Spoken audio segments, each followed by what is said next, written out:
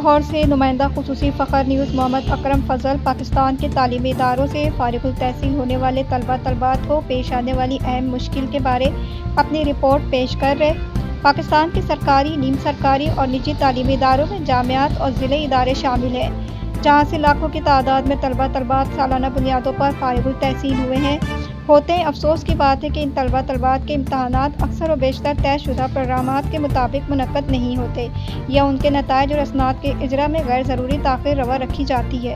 اور یوں نوجوان نسل مایوسی کا شکار ہو جاتی ہے۔ ان فارغ التحصیل طلبہ اور طالبات سے اکثر شکایات سنا ہے کہ آج کے کمپیوٹر اور انٹرنیٹ کے دور میں انہیں امتحانات میں کامیابی کے کئی سال بعد تک اپنی اسناد کے حصول کے لیے پریشانی کا سامنا کرنا پڑتا ہے۔ ایک عزیزہ نے جامعہ پنجاب سے سن 2018 میں گریجویٹ ڈگری مکمل کی، لیکن 7 سال کے بعد بھی اسے ڈگری جاری نہ ہو سکی۔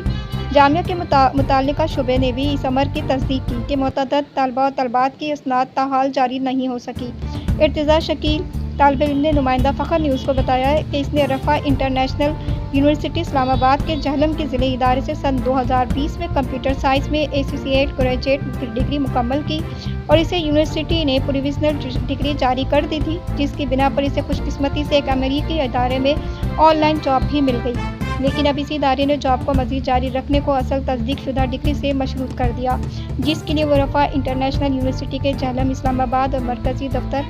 گلبرگ لاہور میں قائم دفاتر کے پے در پہ چکر لگانے پر مجبور ہے۔ لیکن یہ معاملہ جلد حل ہوتا نظر نہیں آ رہا،